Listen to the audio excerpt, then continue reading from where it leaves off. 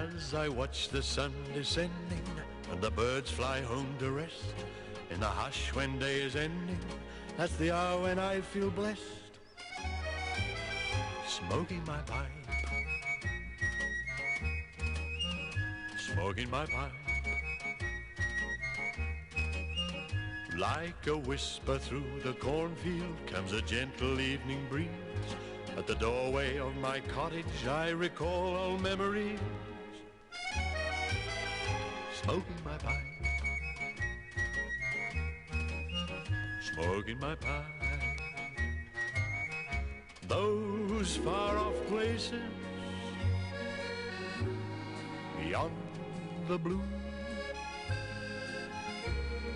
familiar faces that once. Hello, brothers and sisters of the Briar. Professor Jeremiah back with another To Smoke Every Blend. I know it has been a minute since my last video. Actually, I was at the Gatlin Broiler with the Dread Tiger, and that was the last true video which I had. Well, it's been a little while, as Sue Dunhill would say. Sometimes you're too busy living life to record it. Well, today's blend, it came to my attention last Monday evening as the countdown to purchase this blend was taking place. I was on a Zoom meeting with a group of other smokers, and suddenly they mentioned birds of a feather. And wow, the 10 art alone got me. And I even said at the time I was quite concerned as to whether there would be the thing which we all hate, the warning on the bottom. Of course, that's not legislated at this point, but everybody felt like they needed to start putting warning labels on tins. We could discuss that in another episode here, but when I saw the 10 art, I was like, man, alone, I have to get this for the 10 art. And I was hoping that it would not have that dreaded logo on it, or a little label. It's fantastic. I, of course, ordered a few tins, as probably many of you did. I've looked on a few places, and it is sold out. Now, you can still find it. I don't know. I didn't look at every place, but smokingpipes.com it's gone. And when I purchased it, the reason why I purchased a few tins was because I thought if I like this, by the time I receive my tin, it may no longer be available. So I had to order a few. And I also wanted to have a few tins that I would put up to age, 10 or 2 to share with a few people when we're out smoking together. And then I just wanted one that I had to smoke right then. And so I ordered from 2 different places. I ordered from Smoking Pipes, and the first time ever that I had ordered from Cup of Joe's. Keep this going here. And I was kind of curious to see whose would arrive first. They both arrived at the same time. I placed the order right as it became available, which was midnight or 00 hours on Tuesday, and they all arrived on Thursday. So pretty fast shipping there. And I didn't smoke any on Thursday, but Friday I cracked open a tin and smoked a bowl. And I smoked it slow, and I enjoyed every flavor which it had, and every flavor indeed. I really am not sure what they didn't put in this tobacco. It is just about everything. It's the kitchen sink. It's a little bit of every blend, it seems, that from Perique to dark-fired Kentucky, 2 different kinds of Periques actually. A little bit of Cavendish, though I didn't, if that's labeled on the back, I missed it. It also has a Red Virginia, selected Red Virginia. I'm going to have to put my glasses on to go any further into this blend for you. It says, let's see, it also has some Oriental, which I do get that.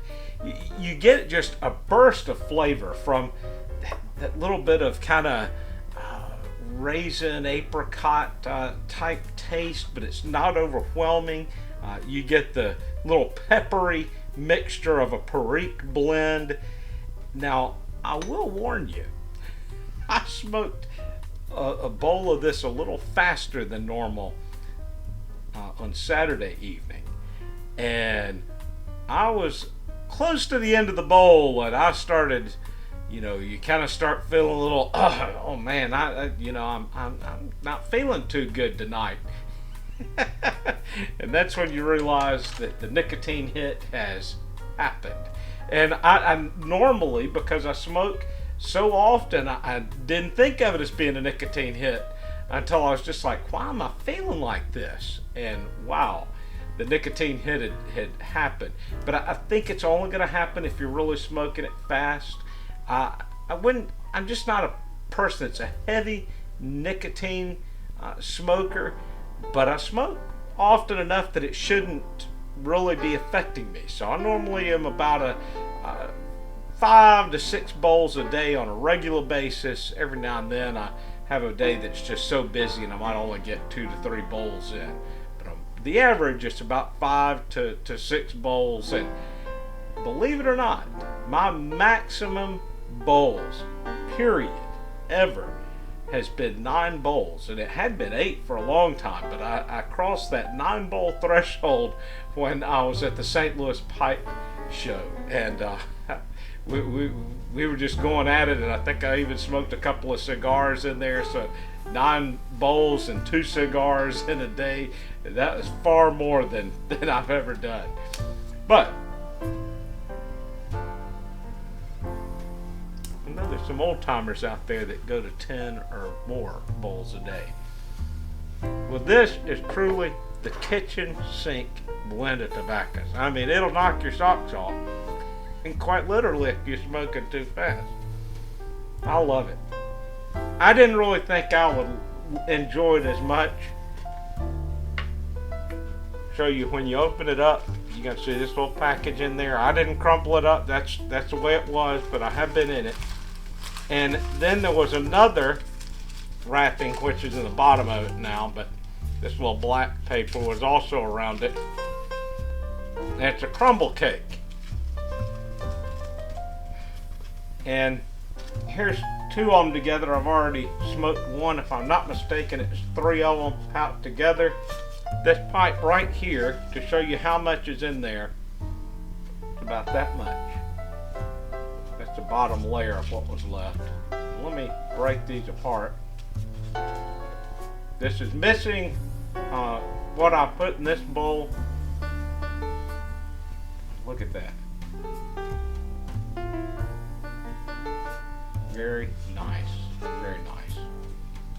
Now, if you don't like your tobaccos moist, and I wouldn't say this is overly moist, but for me it doesn't bother me. I sometimes smoke creme brulee, so I can deal with my moist tobaccos without any problem.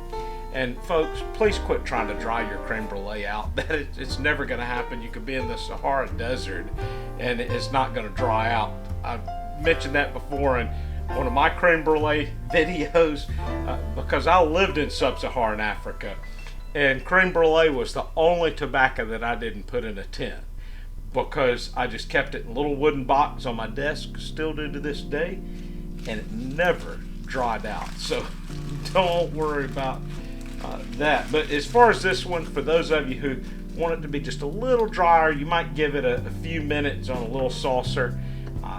I've mentioned this before. I have this little neat Sherlock Holmes dish, which I got at the Sherlock Holmes Museum, and that's what I'll dry tobacco on if I'm doing that. I haven't done that with this blend. I just loaded it straight up and lit it.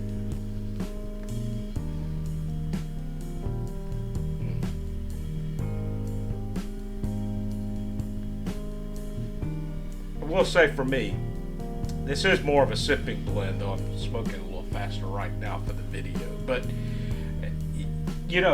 I put this in a Europe pipe, just kind of felt like it needed that. Of course, this is a Per Georg Jensen blend, and for those of you who are not familiar with Jensen, you should go back and watch our Pith Helmet Matinee where we interviewed him. I'll put a link to that in the bucket below, and you can hear him talk about some of the blends that he's made and developing, and probably this was one that he was alluding to. I would have to go back and watch it myself. I do remember him kind of alluding to one. I'm interested now to see what else they come out with in this series. And I was completely ignorant of it. I've missed it. I didn't know that there was a new blend coming out. And so when it was mentioned the other evening, I just was like, wow, I got to try that. I will say I've kind of stepped back from buying tinned tobaccos. I won't say that I won't ever, but really I've gotten to where most of what I smoke, probably a good 85% of what I smoke, is bulk blends. And I always encourage people, you should find a good bulk blend that you really enjoy, because it's going to be a bigger bang for your buck. I mean, you can get your average pound of a bulk blend for about $40, somewhere in there. It kind of depends on who you're ordering from or what the components are, but the average is around $40 for a pound.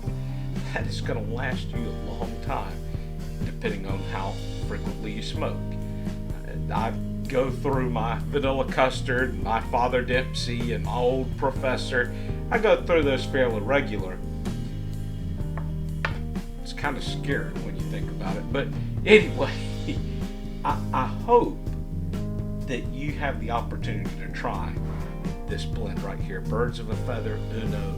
It's wonderful. I'm thoroughly enjoying it. I'm glad I bought a few tins. As I said, I bought some to age. I bought some to share. We'll see how much sharing gets done with this.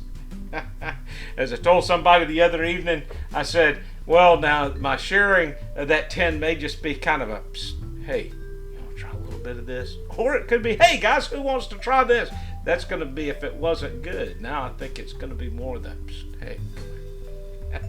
All right, folks. Well, it's great to be back with you. I'll try to get you another video out soon. I've got several blends in the makes. I've got a blend which Three Rivers had sent me a few weeks back, and I even shot a little video out on the front porch, and it just wasn't very good quality. The lighting wasn't very good, and so I just had to let it go.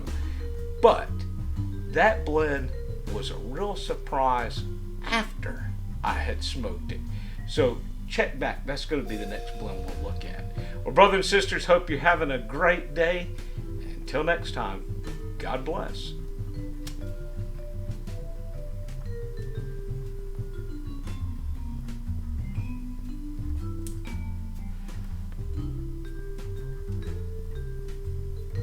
Then beside the our product development, we have what we call our sensoric room. And that is a room where 14 pipe smokers come every Wednesday and test tobacco. Okay. We're giving two. Can be there. Yeah, I have so many offers. Oh, you okay. wouldn't believe I it. can start the drive. They get. Yeah, they are actually professional smokers because Now, they get paid to come. They get paid. oh, Yeah. well, I'll send you a resume. So, are you using in that sampling? Are you using clay pipes, or is there a particular pipe that's being used for that? Yeah, and it's always briar pipes because 99% of all tobacco is enjoyed in a briar pipe. Yeah, yeah. So we have to say it's going to be used in one of these. Therefore, we have to use a briar pipe to smoke. And they each have 4 pipes. That is changed over time. Every year they get 2. But at a certain time, they always have 4. So they have one dedicated for Latakia. They have one dedicated for heavily aromatics, one for fine aromatics, and one for what I call natural taste, like, for instance, the HH tobaccos. And then they get 2 pouches, white pouches, just with a number. They don't know what's in it, and we don't tell them. Then they have to smell it, to look at it, describe how it looks, what they think it consists of, how many percent Virginia, and so on. Then they fill it in the pipe, light it, and they have to smoke for 7 minutes. And in these 7 minutes, they have to describe the taste. And there's only one question we never ask. That is, did you like it? Because that is irrelevant. What we want to know is, how do you describe the taste you are smoking? For instance, do you find traces of vanilla, of alcohol, could be rum, whiskey, or whatever? Is it sweet? Is it sour? Is it smoky? And that's a terrible question to ask when you're smoking a pipe. Does it taste smoky? Well, there's a lot of smoke. But the smokiness is either dark-fired Kentucky or it's Latakia. And we have 15 parameters, 15 questions they have to evaluate. Okay. And these 14 goes into a computer, then it's calculated, and we got what we call a taste star, where you have the center, and then, for instance, if it's very sweet, it's at the outer edge of the circle. Mhm. If it's not sweet, then it's nearer to center. And then we can use it for controlling our tobaccos. For instance, a mixture we made a year ago. We want to compare to one we just made. Okay. And then we let them smoke both, and the taste star should be hopefully the same. Or we use it for development of new tobaccos.